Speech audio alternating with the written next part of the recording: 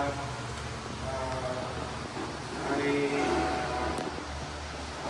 salute our incident commanders na gusto pa rin tayo yung dapat mangyari kapag may mga nangangailangan. Napupunuan natin ang bawat isa ng kagalaw tayo ng adjustment at kaganda. Kasi pag may mga hali-hali tayo, hindi tayo nakaka-perform na mabuti, ang mangyayari lahat ng bata o bata po lang,